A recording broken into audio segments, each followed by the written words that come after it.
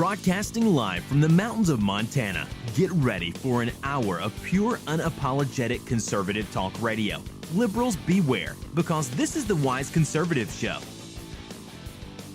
Hello and welcome to another episode of the Wise Conservative Show. I'm your host, Connor Wise.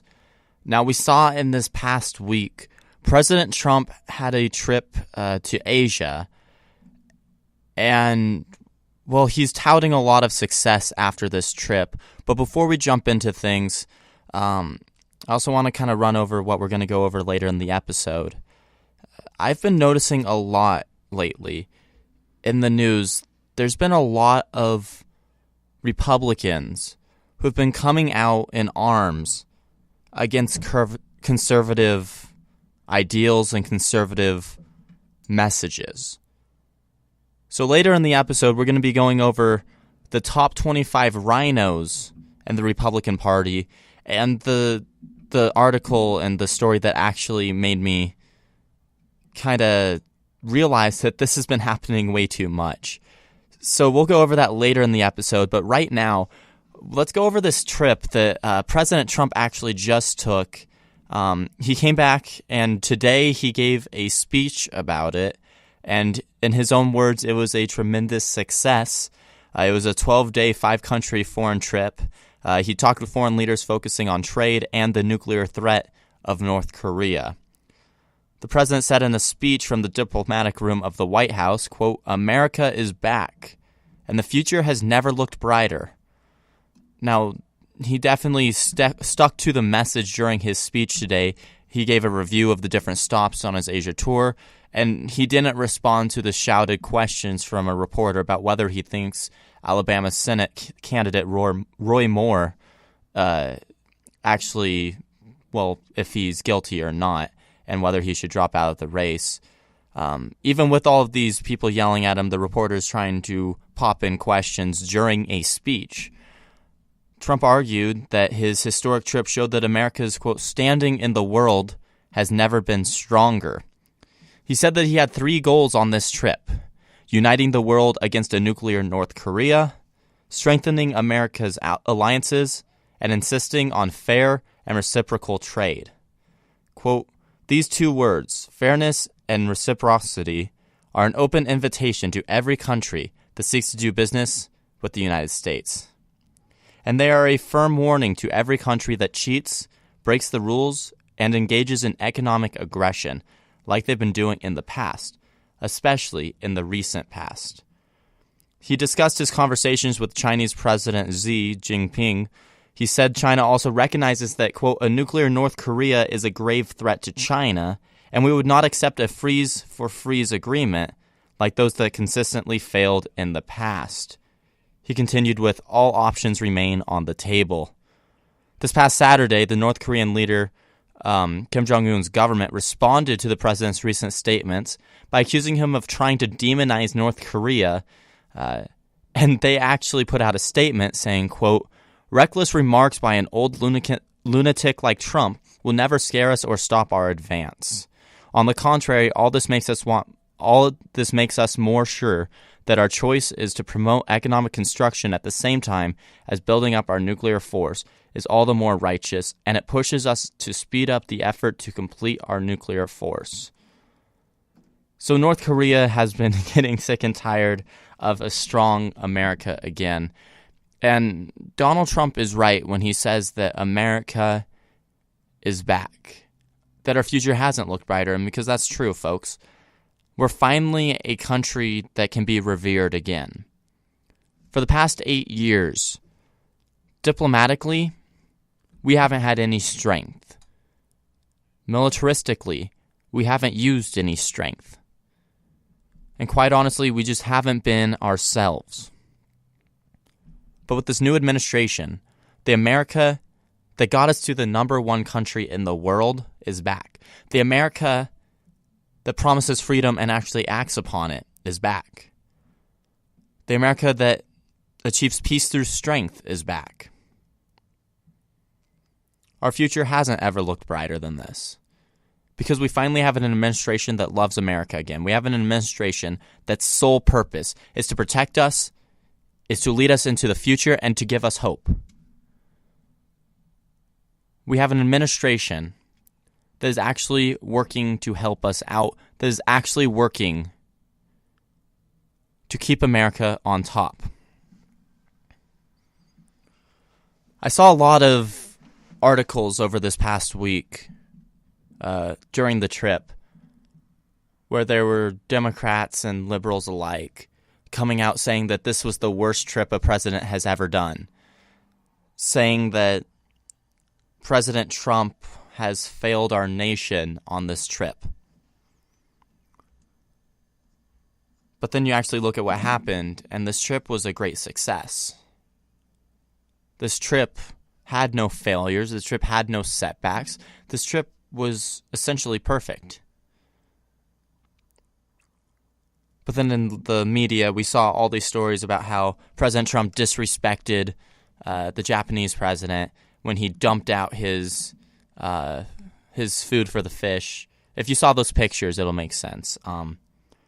So President Trump and I believe it was the Japanese president, I could be wrong on which leader it was, they were at a koi pond and they were feeding the fish. And there's a picture of President Trump dumping out the rest of his food for the fish into the pond. And I saw story upon story yelling at President Trump saying that, oh, he's so disrespectful. He's blatantly disregarding the customs of this nation. But it came out that that story was completely fake. It came out that the other leader had just done the same thing seconds before President Trump did. I saw Chuck Schumer said that this was a terrible trip and that it was a disgrace to America. But folks, there's nothing to support that. There's nothing to support the notion that President Trump didn't act presidential on this trip. There's nothing to support the notion that President Trump disrespected America, that President Trump disrespected other nations, or that President Trump didn't represent America fully.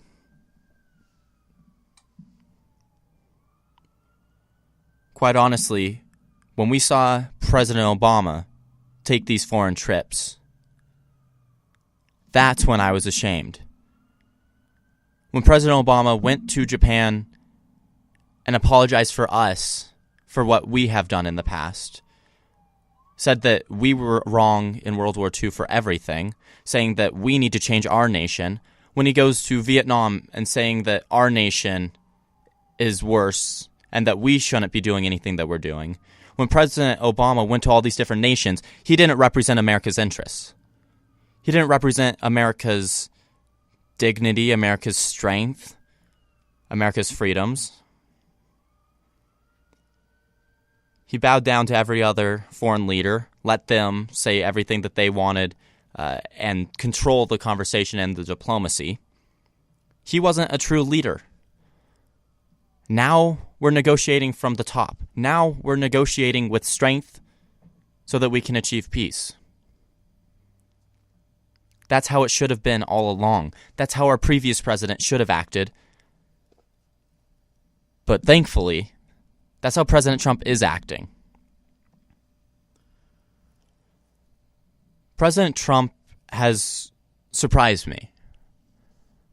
You all know that he wasn't my first choice for president, and that I was a decent bit surprised that he actually won the election. It was a great surprise, but it was a surprise. He has grown so much since he became president and become so much more presidential. He's become so much more of that dignified leader that everyone said that he could never become. You would hear CNN and MSNBC or basically anyone saying, oh, President Trump, he's not going to ever be a good leader. He's never going to have any dignified speeches, dignified comments. He's never going to represent America well. Folks, listen to any of his recent speeches. Look at any of the things he's done in the past few months. Look at how he portrays himself when he's on these trips. He is a solid, dignified presidential leader. A leader that our nation needed, because we've had 8 years of someone who didn't do that. We've had 8 years of someone who didn't know how to carry themselves on these trips. But President Trump has grown and now knows how to act like he should. Well, he's always known how to act on these trips, I'm sure. But he's now gives speeches that are more presidential. He now portrays himself more presidential. The people who aren't acting like they should are those who continually just criticize him even when he's doing amazing things. Those are the people that should be worried about how they're acting. Speaking of how great he is, though, and his administration has been working, they promised tax reform. And, well, it's finally coming to fruition. The tax reform bill has been announced, and you can look through it.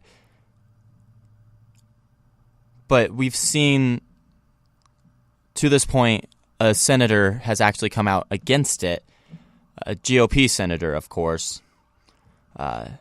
So this was Senator Ron Johnson. He's a Republican from Wisconsin. And today he announced his opposition to the GOP's tax bill. He's the first Republican senator to actually come out in opposition against it. But he's not the only one that people believe will come out against it. In a statement, Johnson said both the House and Senate versions of the legislation unfairly benefited corporations over so-called pass-through entities, such as partnerships and limited liability corporations, whose owners do not pay taxes at corporate rates. He said, quote, "If they can pass it without me, let them. I'm not going to vote for this tax package." In a statement, he said pass-through entities, quote, "truly are the engines of innovation and job creation throughout our economy, and they should not be left behind." He added that, quote, "I do look forward to working with my colleagues to address the disparity so I can support the final version." Of course, we're hoping to push this legislation through Congress by Christmas, but Johnson's opposition could signal potential obstacles for the plan to do that. We still do have a 52-48 majority in the full Senate and can afford to lose 2 GOP senators and still prevail. And of course, that would be with Vice President Mike Pence casting the tie-breaking vote. But here's where the problem comes in. In addition to Johnson, GOP Senators Susan Collins of Maine, Jeff Flake of Arizona, and Bob Corker of Tennessee have expressed concerns about the bill, but have not signaled which way they would vote. Folks, tax reform, immigration, healthcare, these are the 3 main topics that everyone who is elected right now as a Republican campaigned on. Every single Republican who campaigned said that they supported these conservative notions. Furthermore, tax reform has been promised. Tax reform is going to happen. But now we have opposition from our own party. Now we have opposition from all of these senators. Well, so far only one, but there will be more. For something that they campaigned on. Something that they said they were in support of. Now, this bill will greatly help with the issues in our tax code right now. It'll allow the middle class to not be so burdened. It'll allow the lower class to not be so burdened. And it'll allow the upper class not to be so burdened. Because right now we have way too many taxes on everyone, especially the middle class. Tax reform is a necessity in our nation, folks. But now we have people who have campaigned on tax reform saying that they're not going to support the bill that will get it done, saying that they're not going to support the conservative ideals that they campaigned on. Folks, since President Trump has been elected, we've seen a lot of RINOs in the spotlight, more than they had been. And it seems like it's been increasing and increasing with time. Whether it's just reported more because the media wants to find ways to discredit all Republican bills now, or whether there actually is more RINOs in the party now, it's a problem. This is the story that I read and looked into that really made me realize the fact that we have too many people who claim to be conservative but truly aren't. We have so many people in our party that say that they're stout conservatives, that they're devout to their beliefs. And then they go and pull this. And that's why, folks, in this next segment, I will be going over the top 25 RINOs in the party. Some of the names definitely will not surprise you, folks. And then to kind of balance it out, I'm going to talk about the top 25 conservatives in the party. Sadly, that list isn't as great as it should be because, well, there's not as many as you would think that have as high of scores as you would think. Our party has a lot of RINOs in it, folks, but we're going to talk about that in this next segment. Don't go anywhere. This is the Wise Conservative Show. Hey everybody, Connor Wise here with an exclusive sneak peek of the Wise Conservative Show. Don't go anywhere. I'll be right back. With universal health care, which is essentially the next step beyond Obamacare, this is where Democrats want to take the country. This is where the left wants us to go. With universal health care, now there's no insurance companies, no one competing whatsoever, and the government controls it all. Calling all young conservatives. Have you ever wanted to write for an online publication? What about host your own conservative radio program? Now you can, thanks to youthrevolt.org. Youth Revolt is a conservative media network for young people, the goal of which is to educate our fellow Americans and also to expose the left-wing indoctrination that goes on in classrooms across the country. Become part of a team that is dedicated to taking the country back, one radio program or opinion column at a time. If you're interested, go to youthrevolt.org and click on Join Us on the top of the page. Fill out our brief questionnaire, and one of our representatives will be in touch with you in no time at all. The time to reclaim our future is now. Be a part of something that's bigger than yourself, and join the movement today. Youth Revolt. Speak without fear.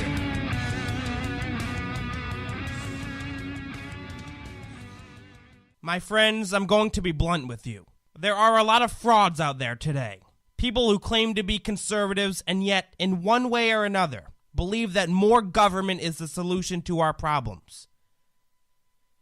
That's not what conservatism is about, and even more than that, that's not what our Constitution is about. I'm Jason Veely, a recent college grad who has the guts to say what needs to be said without pulling any punches. On my radio show, you can expect 100% pure conservatism every single weeknight at 7 o'clock p.m. Eastern Time. Join me as we discuss history, liberty, and conservative philosophy in a style that is just as entertaining as it is educational. Who says we can't have fun tearing down the liberal establishment?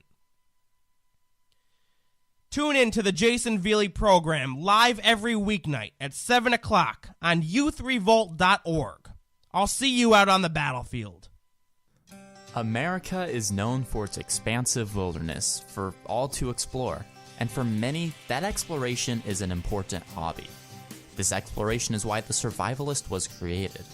On this blog, you will find expansive information on all things wilderness, from what knife you should carry to what backpack gives you the best bang for your buck. This group of 4 writers has created a very diversified and useful site, which I personally recommend. The site has given me much knowledge on a variety of topics, and I urge you to check it out at the-survivalist.weebly.com. Once again, that is the-survivalist.weebly.com. I was assuming that it meant coverage, but if he says that there's a small group of people who understood what it was, so I'm like, what is it? What is confetti? It gets 2 scoops. You know, everyone around the table gets 1, and no word if there were sprinkles. He paid $38 million, looks like $38 million in taxes.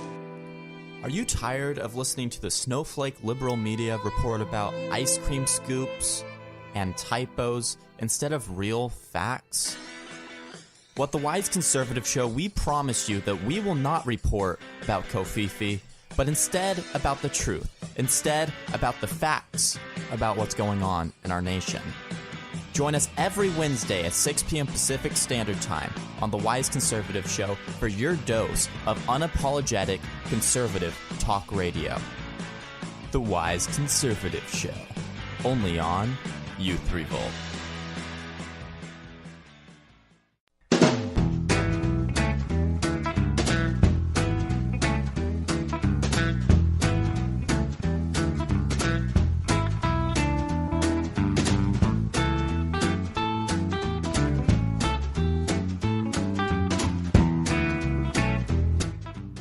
Welcome back to the Wise Conservative Show. Once again, I am your host, Connor Wise.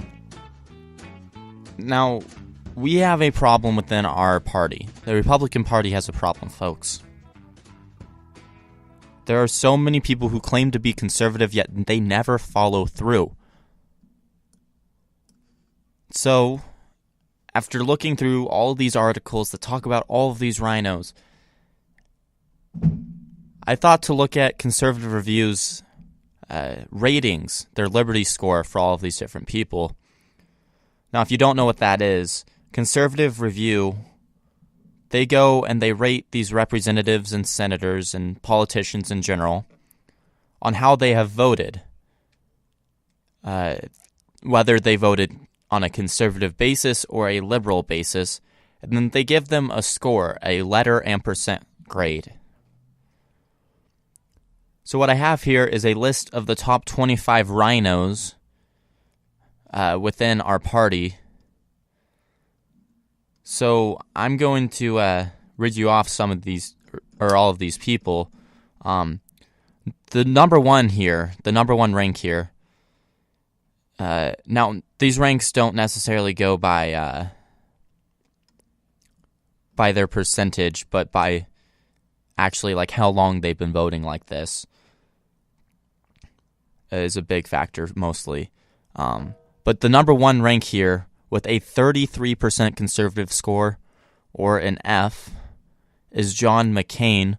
Of course, he's the senator from Arizona that continually opposes any conservative legislation that is trying to be passed through the Senate. He was one of the main opposers to repealing Obamacare. He was one of the main opposers to anything that we've tried to get done within this administration. John McCain is someone who definitely claims to be extremely conservative, yet they never follow through. Now, coming in second place is Lisa Murkowski. Now, you might recognize her name because she also famously did not vote for the Obamacare repeal bill. And it's one of the reasons why it failed.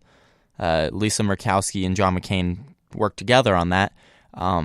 She has a 22% conservative rating and is good friends with the next person, Susan Collins, a senator from Maine here. And Susan Collins also didn't vote for the Obamacare repeal bill, and she's one of the people that we believe might not vote for this tax reform. Susan Collins, now I want to look deeper into her because she comes up more than anyone else out of these first three. So on a few of these votes, Conservative View has the actual votes that they voted on and whether it was conservative or not.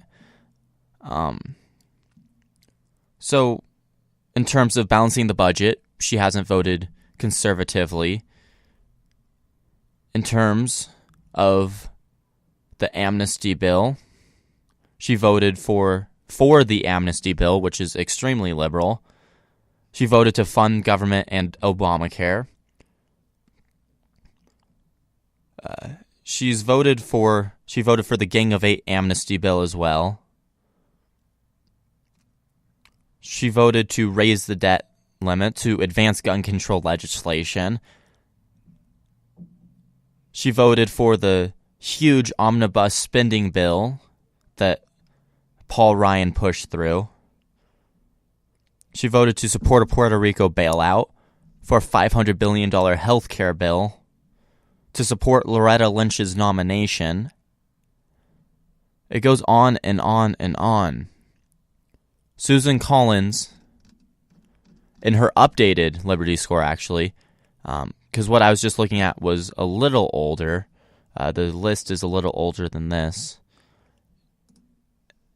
She only has a 13% on this for conservative ratings. 13%. Folks, that's not a conservative. She votes 87% liberal. She should be running as a Democrat. She shouldn't be running as a Republican. But the list goes on, sadly, folks. Then goes to Mitch McConnell. Of course, he's the House Majority Leader right now. A senator, or not the House, the Senate Majority Leader. He's a senator from Kentucky, along with his fellow Senator Rand Paul. They're both from Kentucky, except stark differences in terms of voting. Mitch McConnell only has a 42% conservative rating. Then goes to Orrin Hatch, senator from Utah, has a 31%. Lamar Alexander, senator from Tennessee. And of course, the infamous Lindsey Graham only has a 33% conservative rating. And then another person who was mentioned in that story that I just read to you guys, Jeff Flake. Now, Jeff Flake definitely does not have a very good conservative rating, with it only being 53%. In terms of civil liberties, he's only voted conservatively 31% of the time. He too has voted for many very liberal things, including the TTP, or the TPP.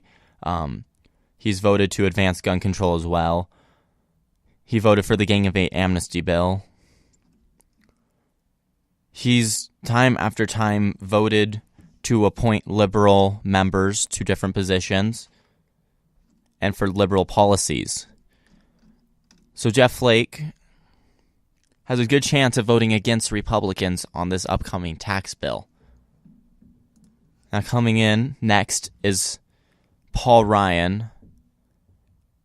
Now, for a long time, I've been saying how Paul Ryan is one of the biggest RINOs we have in the party. He's in 9th place according to this.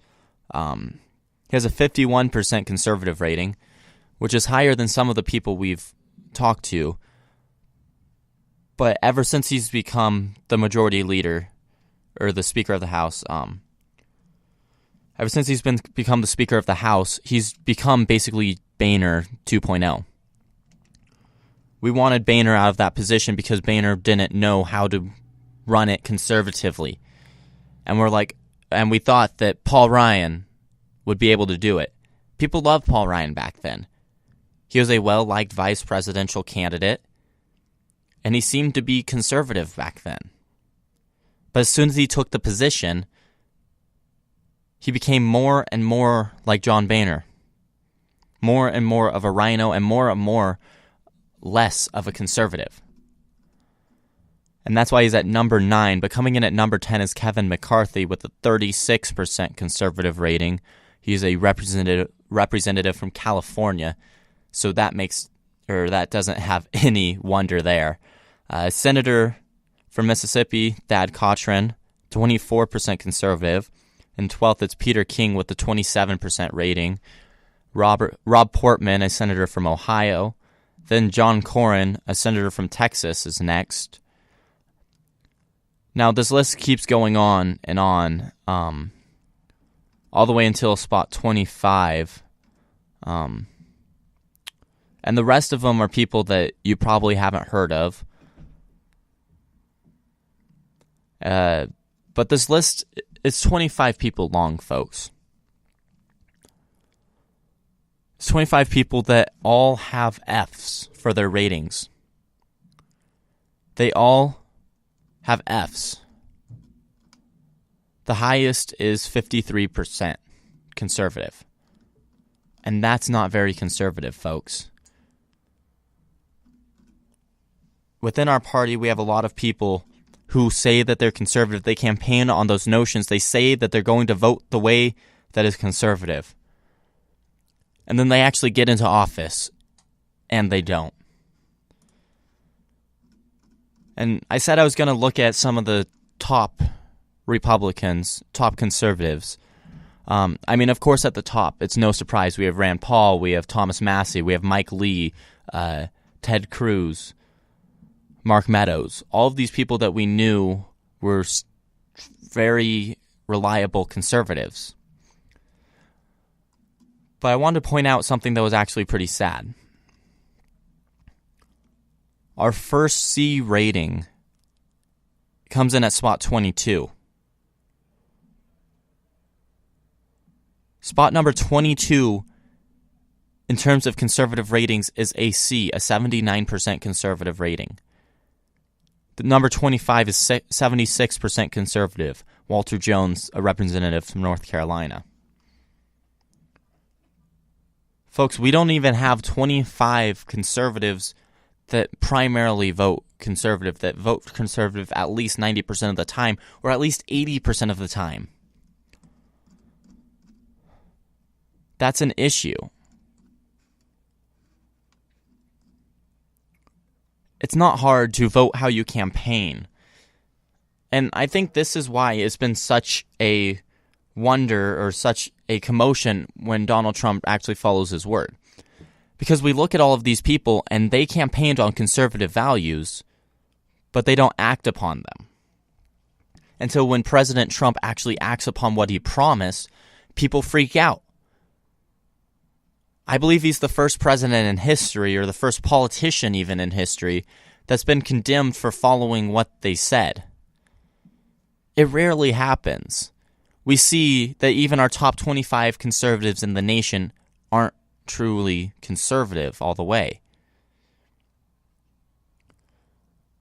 And so when we have someone who actually follows what they campaigned on, it's a wonder. It's crazy. These people don't know how to act. So they attack him for it. And I've heard people on the right and the left attacking Donald Trump for different things that he's done, even though he promised he was going to do it. They already knew that he was going to. I guess they kind of just hoped that he would forget what he campaigned on, like the rest of these politicians conveniently do. It is so rare to find someone within the Democratic Party or even the GOP that keeps their promises that they make on the campaign trail. And so out of it, we get these RINOs elected. We get these liars elected. We get these people who don't hold responsibility for what they've said in the past elected.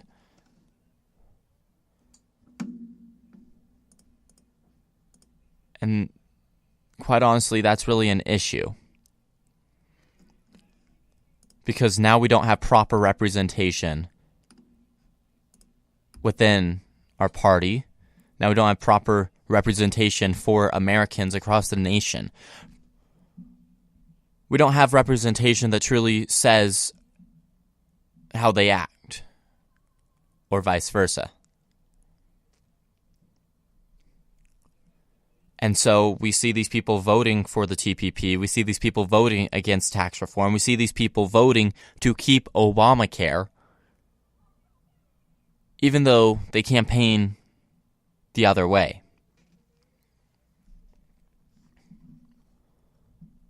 Accountability is something that we need to bring back to our representatives and senators and politicians in general. Because if they don't have it, we're going to continue to have these RINOs within our party. We're going to continue to have these people who claim to be conservative, but then don't act conservative. Whether it's Paul Ryan, Lindsey Graham, or even Ted Cruz and Rand Paul, we have to keep everyone accountable. those who actually do act on their promises, they'll have no problem with it.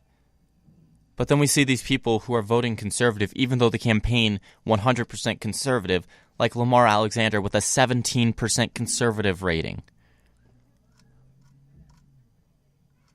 This issue is extreme and astounding, and the fact that it has gotten this bad, the fact that we don't have these people truly representing how they campaign, it's an issue, folks. Coming up after this break, we're going to go over that dossier, Fusion GPS dossier, that everyone's been talking about. It's really been a source of news for the past couple weeks, and I haven't really talked about it with you guys too much. So after the break, we're going to talk about that. So don't go anywhere. This is the Wise Conservative Show. Hey everybody, Connor Wise here with an exclusive sneak peek of the Wise Conservative Show. Don't go anywhere. I'll be right back. What it means to be a conservative is very simple. It means that you want to protect freedoms and liberties. You want to protect the Constitution and limit the government. It's a very simple definition. It's a very simple cause to follow. And this is what a lot of people do kind of value conservatism as. Ever wanted to learn the history of the Israeli-Palestinian conflict in less than 10 minutes? Are you looking for the truth about the so-called gender wage gap? Well, my friends, I'll let you in on a little secret. Prager University is a source that I use all the time when preparing for my show, the Jason Veely Program. Dennis Prager and his team have put together a remarkable organization that seeks to explain and spread Americanism through the power of the internet. Their short yet extremely informative videos reach more than 100 million people per year, and they want to reach you as well. Go on YouTube and type in Prager University, or go to prageru.com for all of their latest content. That's Prager, the letter U.com. prageru.com.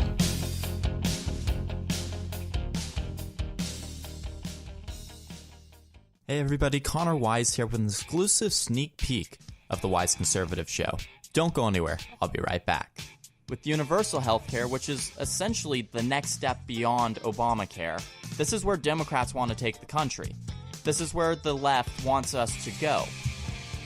With universal health care, now there's no insurance companies, no one competing whatsoever, and the government controls it all. Have you ever wanted to stand up to your liberal professor? Have you ever wanted to help expand the conservative movement? Well, it sounds like you would be a perfect fit for Youth Revolt. Youth Revolt is a team of dedicated young conservatives fighting liberal indoctrination within our school system. If you're interested in being a part of this team by being a columnist or even hosting your own radio show, go ahead and click the Join Now tab at the top of youthrevolt.org. You'll be asked to answer a few questions, and a Youth Revolt team member will respond to you quickly. Be a part of something bigger than you. Be a part of Youth Revolt. Speak without fear.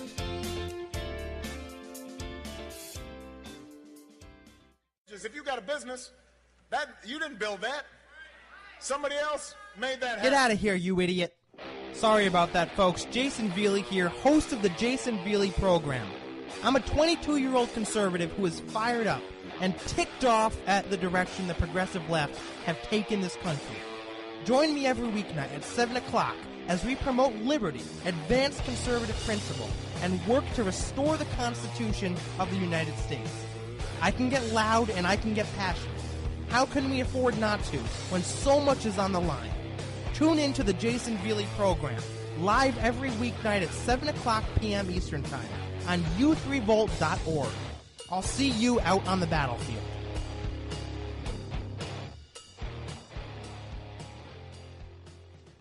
I was assuming that it meant coverage, but if he says that there's a small group of people who understood what it was, so I'm like, what is it? What is confetti? It gets 2 scoops. You know, everyone around the table gets 1, and no word if there were sprinkles.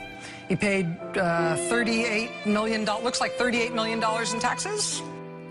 Are you tired of listening to the snowflake liberal media report about ice cream scoops, and typos instead of real facts? What the Wise Conservative Show, we promise you that we will not report about Kofifi, but instead about the truth, instead about the facts about what's going on in our nation. Join us every Wednesday at 6 p.m. Pacific Standard Time on the Wise Conservative Show for your dose of unapologetic conservative talk radio. The Wise Conservative Show, only on Youth Revolt.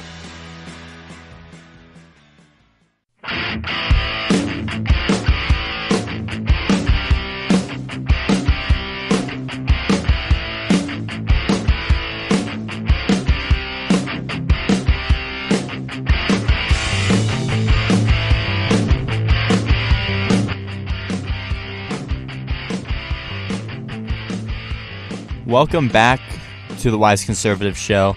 Once again, I am your host, Connor Wise. So as promised, some more info on the Fusion GPS issue here. So the co-founder of the firm Fusion GPS actually was talking to House investigators yesterday, and he said that he personally discussed with members of the media allegations of Trump-Russia collusion, though he did not speak to the sources behind the claims. According to a source familiar with the matter, Fusion GPS co-founder Glenn Simpson refused to answer key questions during his 7-hour closed-door appearance before the House Intelligence Committee. The source said he would not answer questions on his relationship with specific journalists or ties to the DNC and the Hillary Clinton campaign, which financed the anti-Trump research via the law firm Perkins Coie. The source did say that Simpson acknowledged he did not personally look into certain aspects of the dossier, which was authored by former British intelligence officer Christopher Steele, and contained fallacious allegations about the Trump team's lies or ties to Russia. Simpson told investigators he never spoke to the underlying sources of the document, never traveled to Russia, and did not verify the dossier beyond comparing the claims to open-source media reporting. Furthermore, he also told investigators that he was, quote, upset when the FBI Director James Comey reopened the Hillary Clinton email investigation in late October 2016, and that he wanted to push back. Simpson's appearance was arranged last week in coordination with his attorneys in order to appear before this investigation. The committee initially sought to subpoena Simpson, but withdrew it in exchange for his voluntary testimony. Quote, throughout this entire year, the White House and its allies on the Hill and elsewhere have attempted at every turn to smear Fusion GPS because of its connection to the Steele dossier. Now, that was Simpson's attorney, Joshua Levy, who said that yesterday. He said Steele and Simpson briefed reporters on the dossier, but neither Simpson nor Fusion GPS paid members of the media to publish stories of any kind. The House Intelligence Committee is back in court today as Fusion tries to prevent the release of its bank records. Levy, however, said the dossier is solid. Quote, what they did do is they contracted with Christopher Steele. This experienced British intelligence official came back with a report. That now, in hindsight, looks quite accurate. Now, of course, it's been reported earlier that Simpson met with a Russian lawyer before and after the June 2016 Trump Tower meeting with Donald Trump Jr. and others, and that during that period, bank records show Fusion GPS was paid by a law firm for work on behalf of a Kremlin-linked oligarch, while also paying Steele to dig up dirt on Trump. But Levy still says his client was, quote, shocked and surprised when he learned in media accounts about the Trump Tower meeting and her presence. Folks, this whole issue is rather sketchy, and it's something that you would think would be happening in House of Cards. The Clinton campaign, and it's come out that this is true, the Clinton campaign did fund this thing. The Clinton campaign funded the dossier, and the dossier was created by this ex-intelligence officer, and also contracted by Fusion GPS. Folks, there's nothing in this dossier, though, that has any sort of truth. Everything that's in it has been proven to be false. Everything that's in it hasn't actually held any ground anywhere. Yet I still see liberals and people who just quite honestly don't do research saying that this dossier was completely true. I knew from the second that this broke news that it wasn't true. And I mean, it was pretty obvious when the first news agency, quote-unquote news agency, to break this was BuzzFeed. But people still thought that it was true. People still thought that this was real news, that it was actual facts. This was just another smear tactic that the Clinton campaign came up with to make up more lies about the Trump campaign. To make up more lies about our now president. It obviously didn't work, folks.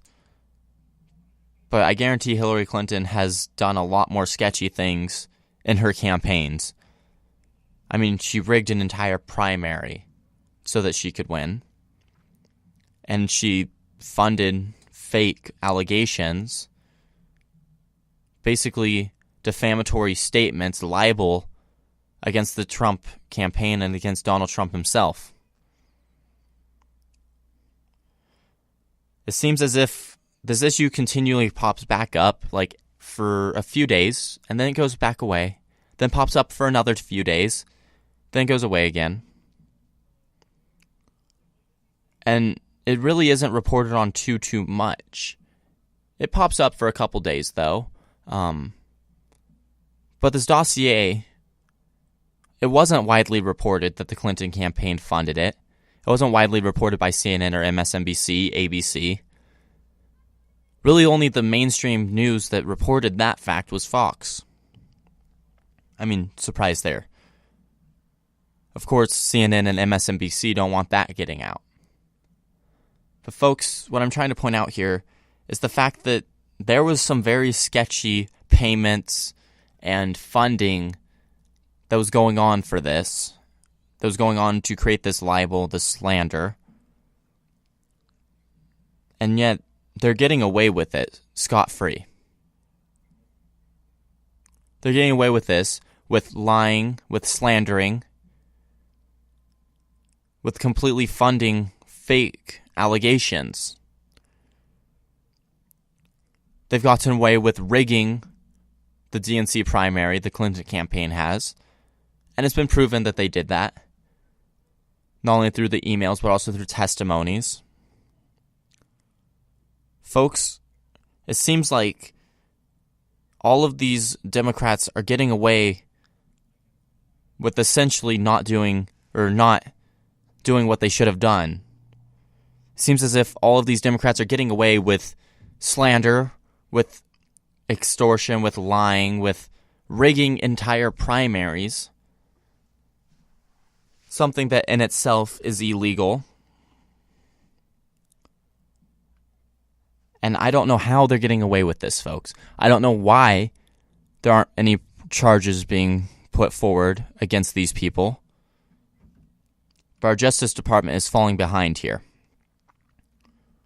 I originally did think that Jeff Sessions was a great choice as Attorney General. But it seems as if he's not actually doing his job. It seems as if he's not actually doing his job and prosecuting those who need to be prosecuted. Folks, these people blatantly broke the law. There's evidence for it. There's testimonies that support it. There's even leaked emails that show that this happened. But nothing's happening. No one is being looked into for it. The Justice Department under Jeff Sessions needs to step up their act. They need to get their act together and actually work to solve these issues. They need to actually try to look into this issue more. They need to actually try and do something about it. Because it's not acceptable that this happened. It's not acceptable that the DNC was able to rig an entire primary, that they were able to fund slander and libel against someone else. And then they still get away with it, and people even believe it. even though it was blatant lies and blatant slander.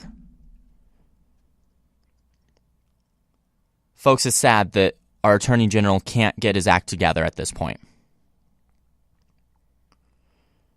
All right, that's all I have to talk about for tonight's episode of the Wise Conservative Show. Before I actually end the show, though, I would like to let you guys know that I won't be on the air next week. I'm taking a week off for Thanksgiving break, but I will be back the week after. So I won't be here on air next week, but don't worry, there's more Wise Conservative to come in the future. And on that note, I'd like to thank you all for tuning in to this episode. My name is Connor Wise. You can find me on youthrevolt.org. You can go ahead and search Youth Revolt up on Facebook. Find me on Spreaker.com/The Wise Conservative and subscribe to The Wise Conservative Show on iTunes. I'd like to once again thank you all for tuning in. And as always, God bless.